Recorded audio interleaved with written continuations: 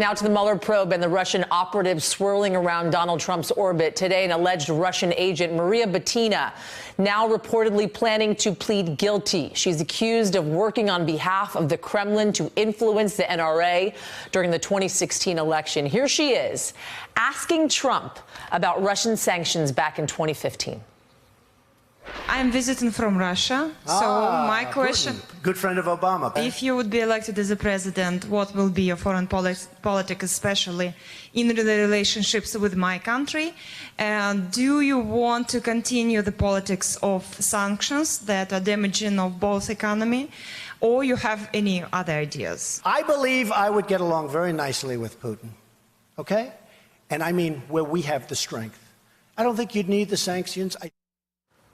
I wish we could replay that part at the end where he said, or in the middle, actually, where he said, good friend of Obama. But Butina appears to be just the tip of the iceberg today. The Washington Post reporting on interactions between Russians and at least 14 Trump associates. A much different story than Trump told last year. Can you say whether you are aware that anyone who advised your campaign had contacts with Russia during the course of the election? No, nobody that I know of. I have nothing to do with Russia. To the best of my knowledge, no person that I deal with this. With me now, investigative journalist Seth Hatena. He is the author of Trump, Russia, A Definitive History, as well as former federal prosecutor John Flannery. Seth, I'm going to start with you on this one. 14 contacts. That is unbelievable to me. Talk to me about why it is you believe the Russians felt like the Trump organization, the Trump campaign, Donald Trump in general, was a prime target. Yeah, I mean, I think there was just they really felt like they could, have an inroad with Trump, and when they kept knocking on the door kept opening. Trump has been dealing with Russians since the 80s. He's been to the Soviet Union. He's been to Moscow multiple times. He's wanted his name on a building there. And this is well known in Russia. He's popular there. He's well liked.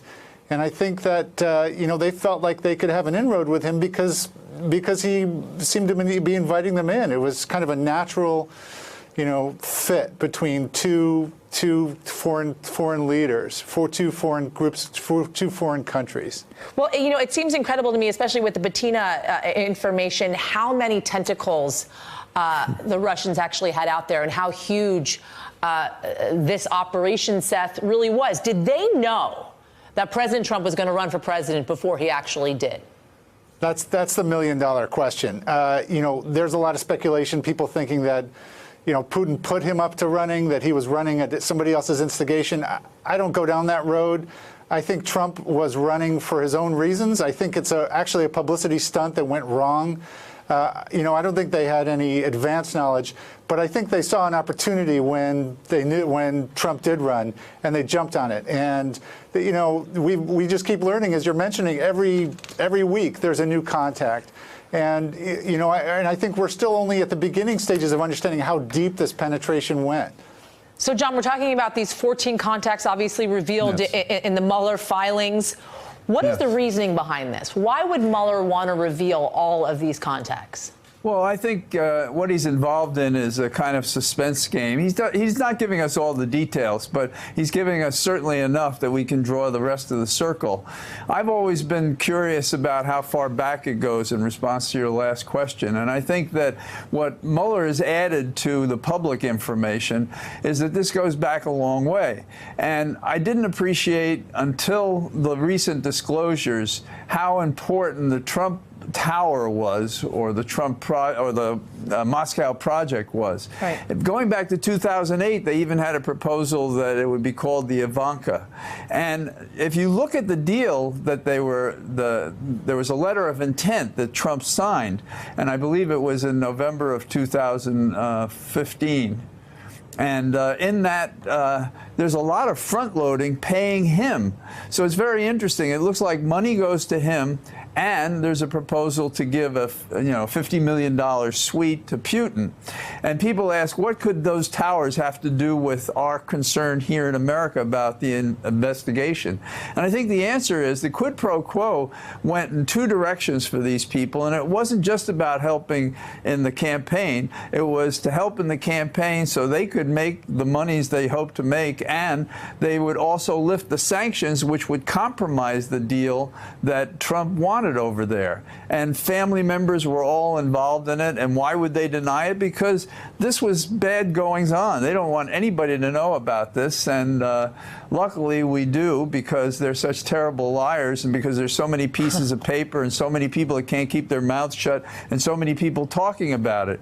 But to have a presidential candidate in the back pocket of Putin when we had such bad relations with him for what happened in the Ukraine and what happened with the Magnitsky Act, and then for interfering in our election, this is an all-hands-on-deck emergency that we have to do something about. And that's kind of the way I see the recent disclosures. Well, I wouldn't be surprised if we see something early next year. Well, John, quickly, we played that sound earlier of Maria Butina asking then-candidate Trump in a dinner a question as a reporter, and yet we now understand exactly who she is as a Russian agent. What does that mean, the impending guilty plea that we're going to get from her? Well, I don't know how much they'll disclose, but I think it would be interesting to see what she was told to do. Was she told to get Trump on the record publicly so that they would be reassured that if they interfered in the election on his side, he was on the record on their side? And so we have these steps. We have that question by Butina, and then we also have how they changed the platform to favor being relaxed as to the Ukraine, favoring the Russian position about us not interfering. So I think that's very important. All right, Seth, John, thank you both for joining me. Very much appreciate it. Hey, I'm Ari Melber from MSNBC. You can see more of our videos right here, or better yet, subscribe to our YouTube channel below. You could have been anywhere in the world, but you're here with us, and we appreciate that.